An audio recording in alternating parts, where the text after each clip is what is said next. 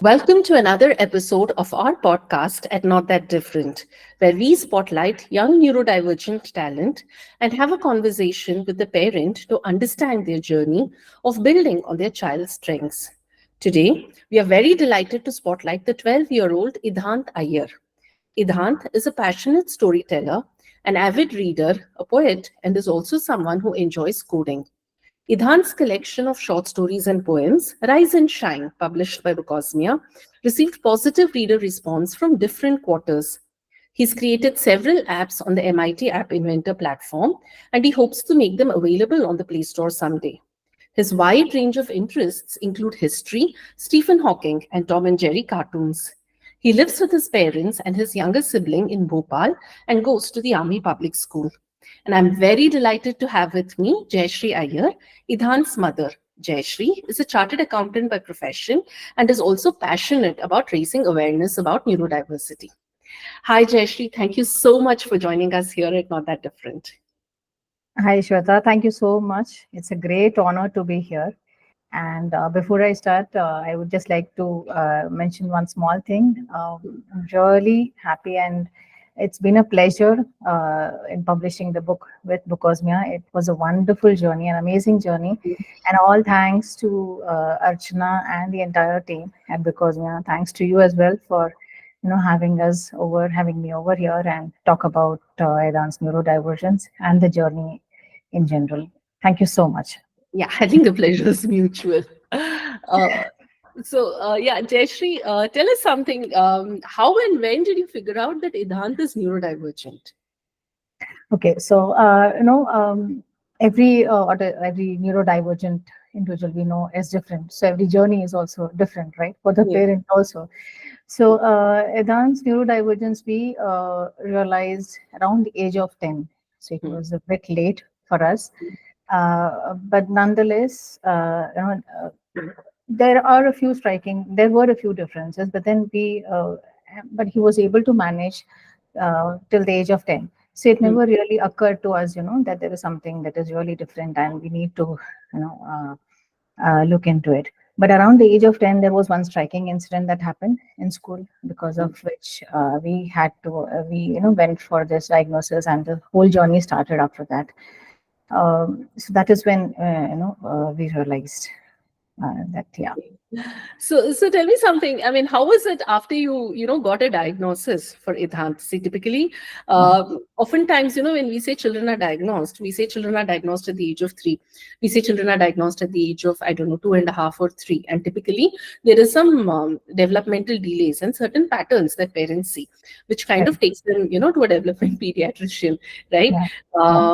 They're very, or, we know of self-advocates who are adults and who say that, they have gone through a childhood where they felt that, they don't belong within the group around them.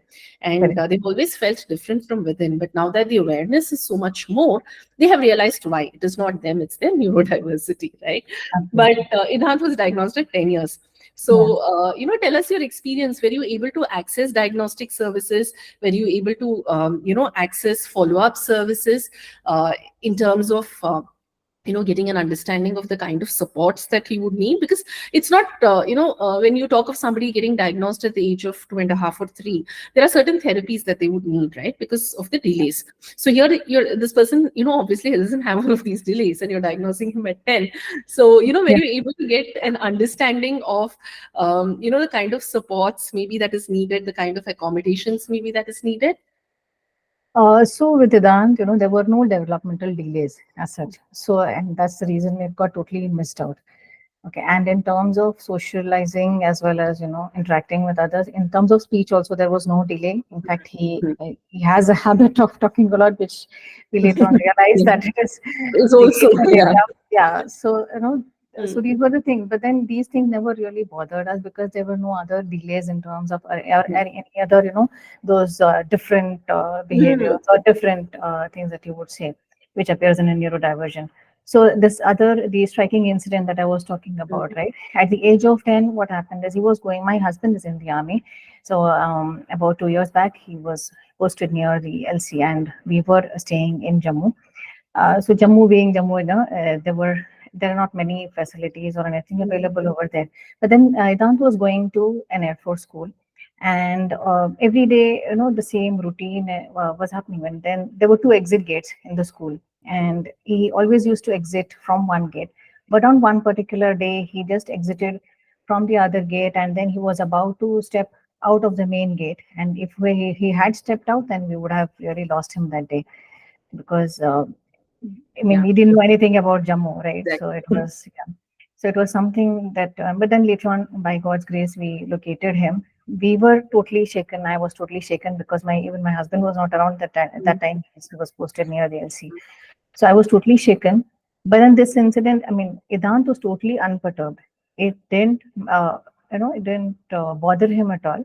Mm, Yeah, he just said, yeah, I mean, I stepped out of the other gate. Yeah, it didn't really bother him. So that was something which raised an alarm. At 10 years of age, you're generally aware of your surroundings, and you yourself get scared that, mm, I would have got lost that day. So mm, that was when, it raised an alarm, and I discussed about this with my sister. So my sister is my mentor and guide.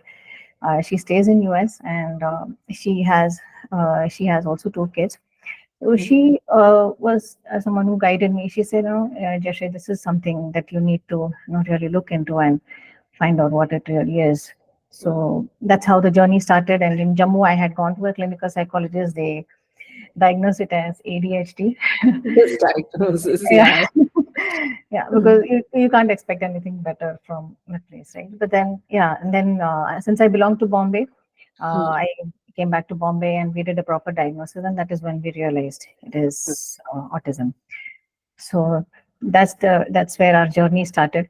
And mm, with Idant, nothing really changed between us, because all our connections and everything, had already got built. And he was totally verbally used to, and in terms of expressions also, he always used to express his art out. And so there was really no change. But then, yeah, mm, there are certain things which needed to be taken care of in terms of the therapy, in terms of the occupational therapy, as well as the mm. physiotherapy. That is when it started, after we really got to know about his diagnosis. Yeah. So, somewhere along this journey, right, you realized that Idhant is somebody who's very fond of writing. So how Yeah. did that happen? How did you figure out that, that is one of Idhant's strengths? So all thanks to COVID, COVID, for many of them, I guess it has been a blessing. Absolutely, Um, yes. yeah. So Idant had this habit of talking a lot, and always talking out his mind. Whatever Mm, is in his mind, he'll always spat it out. So so that is when my sister had come to visit me once. And then she's very fond of him, and she used to listen to him. I used to get bored of listening to him, but she never got bored, and she kept listening to him. And then she told me, Joshua, why don't you do one thing? He loves to talk, and he has a lot of ideas in his mind. So why don't you get a diary for him, which will be exclusive for him? Take him to a shop, let him choose the diary, and tell him that this is your diary. You can write whatever you have in your mind. Maybe it may be a story, it may be any idea or anything, but get him mm, into that habit of writing. So that is where it started. So initially, they were not stories; they were just ideas out of his mind, and whatever he thinks, he used to just write them. And then 2 years ago, when he actually started narrating stories, and that's the time I told him, I motivated him, because we all need motivation, right, yes, to do something. And when we know that there is a concrete thing that is going to happen out of it, then it adds to our motivation. So absolutely. yeah, so that is when I started telling him, Idant, you have so many ideas. You can write stories in your diary, and then we may get it published also.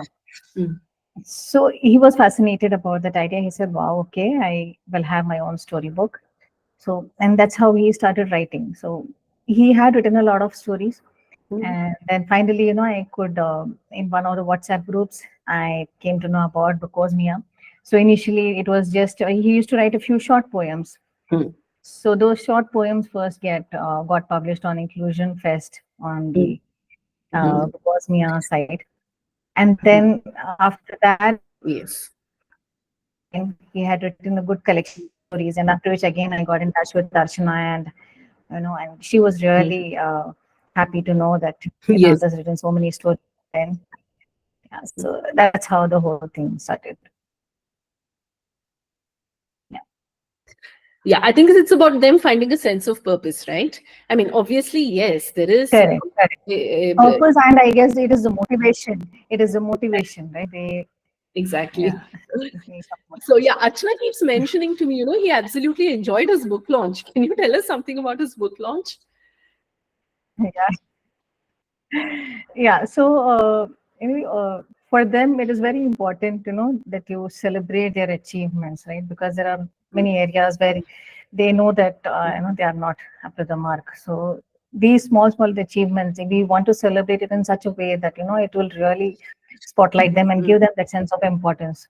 So, when we got this, when we are getting this published, I spoke to my husband and I said, let's get this done in a big way, and so that he remembers it for his whole lifetime, that this was his first book and how we launched it.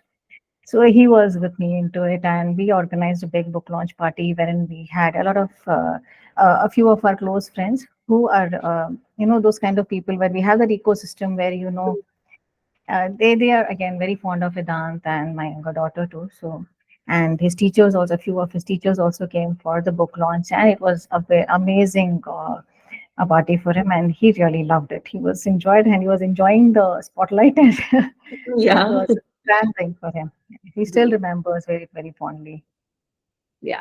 See, I think there are so many fallacies we associate, right? The minute we say a person is neurodivergent, we say, well, this person may not be comfortable socially. We say that this person may not like being in the spotlight. But I think they're just that. They're assumptions and fallacies and myths. And, everybody's different. Unless you put them in that situation, how would you know whether it is Yeah, something that they enjoy or not? And honestly, who doesn't enjoy recognition, right? Everybody enjoys recognition. So true, yeah, true. that's really nice, and some lovely stories. I had the opportunity to read some of the stories in Idhaant's book, and Yeah. really amazing stories that he's written, for a 12-year-old. So so tell me something more about Idhaant the coder. So from what I understood, Idhaant has like a whole bunch of interests. Writing, of course, is a strength, and it's a big part of it.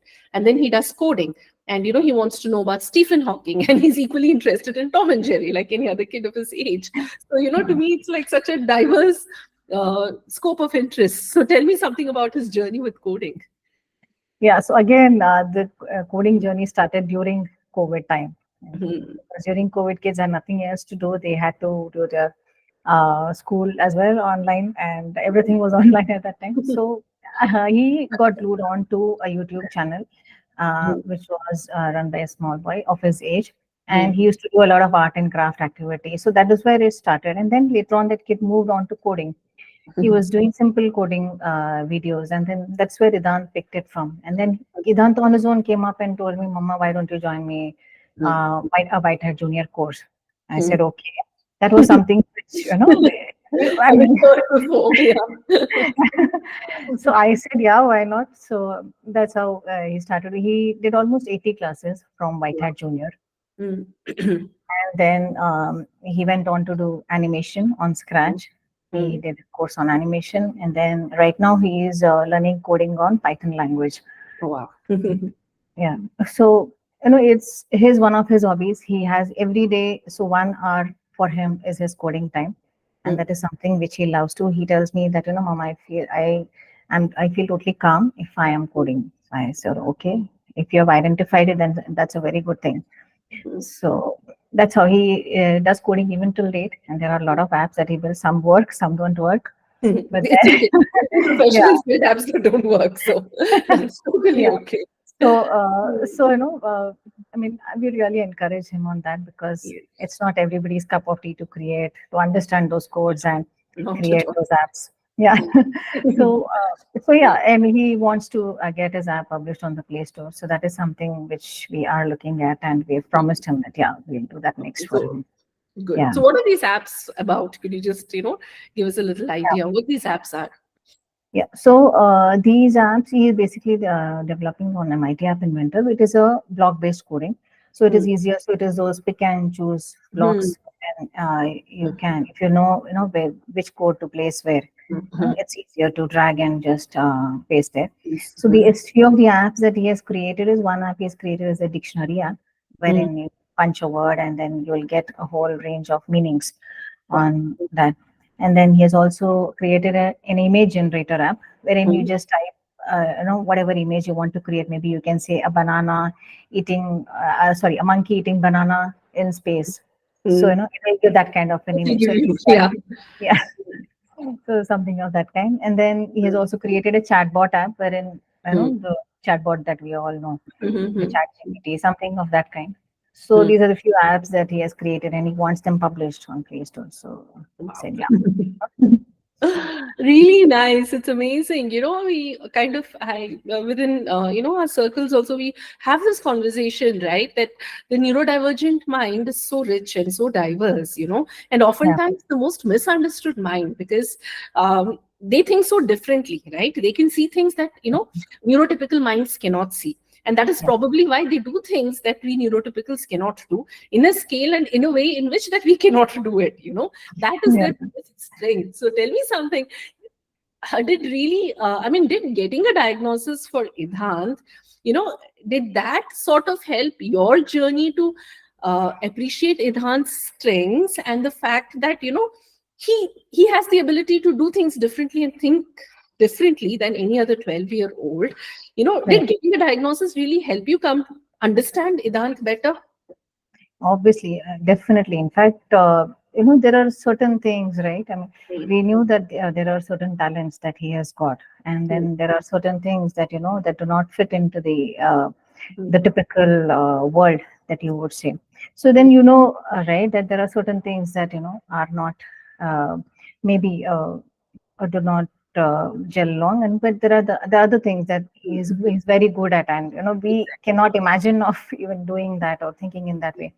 And one most, I mean, the most loved thing, about him is that he cannot, like the neurotypicals have that habit of, looking at the gray area, but it's everything black or white for him. There's nothing in between. So, yeah. I mean, that is something I cherish the most, because that gives you a very, a different kind of perspective. And he always has a different perspective. And it has been always appreciated, even in his school, and all his teachers have always appreciated his perspective towards things, and the Mm, way he answers his questions in school. They've always loved him because he has never, stuck to the textbook question answers. He has yes. always given an answer of his own, and Yes. which are relevant, and Mm. so that's something which I really cherish about him. Absolutely. See, even the title of his book, it caught my eye. Rise and Shine Moral Stories. Everything about it is so positive. And then you Yeah, want things to be in a certain way, right? yeah, Which 12-year-old, uh, it is very difficult for most 12-year-olds to accept rules, to accept, they are on the verge of absolutely. becoming teenagers, right? Accept Yeah, rules and, do things that are difficult for them because it has to be done in a certain way, and have the yeah, maturity and the understanding that I need to do this for the sake of my own well being. That is when I rise and shine. I grow as a person. All the stories in his books actually kind of, point to that. And I thought that was like, that was very nice. That is brilliant, actually, which again, only a divergent minds can do. Mind can do. I don't think neurotypical minds can get there. yeah, So tell me something about Idant's relationship with his sibling, his sister, right? Younger sister. yeah. Younger sister. Yeah. How's that? So, it's like any other sibling, fighting most of the time. But yeah, he has his own way of caring. So, my daughter's name is Ishita. She comes up and tells me sometimes, Mama, I don't think he cares for me. Why is he behaving in this way? I tell him, he has a different way. You need to really understand him. And my daughter is an amazing kid. I mean, I'm really blessed to have both the kids in my life. She understands him very well. And she's just 10 years old, but then she understands him so well. She understood about his neurodivergence, and she's totally cooperative, and she's always been supportive of him. She stands up for him where she feels that he is not, speaking for himself. She's the one who speaks for him, and then it's a totally, I mean, it's a different bonding altogether, a lovely Yes. bonding that I can see. Yes. Mm. Yeah, see, I think kids are non-judgmental, right? I mean, Yeah, I think they are more open, to seeing the positives and to accepting than adults are.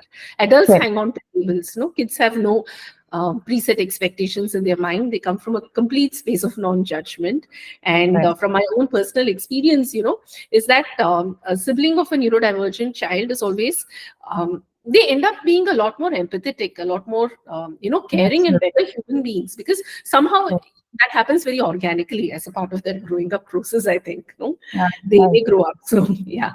sure, sure, sure. In fact, Ishita has been, like you said, they are more empathetic. In fact, in her school also, she has more neurodivergent kids in her class, and she is totally empathetic towards them. In fact, she stands up again for them in the class if man does them Mhm. something. She stands up for them and she comes and tells them, I know this is what happened, and I spoke up for that guy. I said, very good. I mean, that's what you should do whenever you see that there's something wrong. You should stand up for it. So it it is. We all have evolved. In fact, the whole family, we feel, because it's Mm, all the credit goes to Idhaant. We all have mm. evolved, and I think we all parents, right? All the parents of Yes, neurodivergent kids, we all absolutely. evolved as human beings, and Yes, changes are completely for the good. Yeah. absolutely. See, I think especially, for those parents need a diagnosis at all, I think getting that diagnosis will help not only you, but your whole family understand the child better. And Mhm. what you looked at as deficiencies or difficulties, or just the, child being very difficult or lazy, once you get a perspective of why that is happening, I think you will start asking for accommodations. You will basically, I think, learn to stand up for your child, and also teach your child to stand up for himself, right?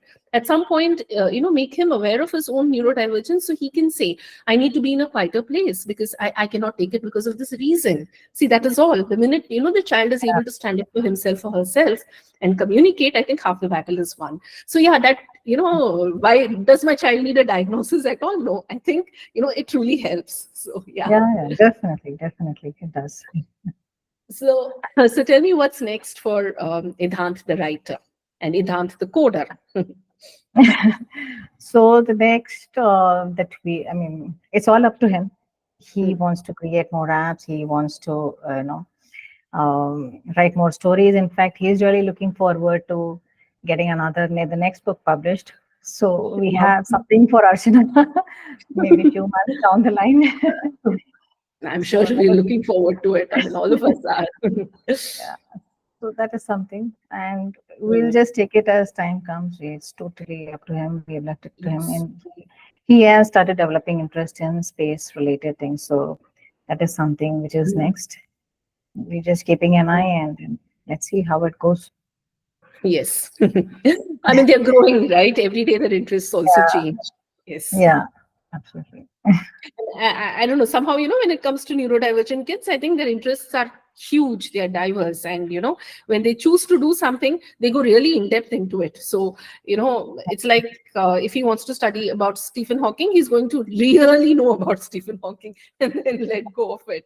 That usually is what it is with Yeah. neurodivergence. So, yes. That thing, yeah. So that thing actually stuck on with him with history and general knowledge. Again, this COVID time, he was totally into general knowledge and history. I want to know this. I want to know about the World War. I want to know about everything around me. So that was something that he stuck on to. But these interests keep changing.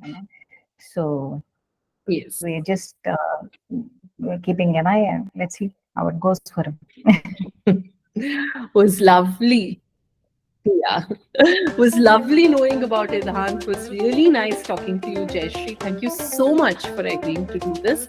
And here's wishing, Idhaant all the very best with any endeavor of his, the next book of his, with, uploading his apps, and with anything else that he chooses to do with. Thank you so much, Jayashree. It was lovely. Thank you. Thank you. Thank you so much, Shwetha, and to the entire team at Not That Different for having me over and discussing this journey about it. It's been a lovely conversation. Thank you so much. Thank you. Bye. Bye.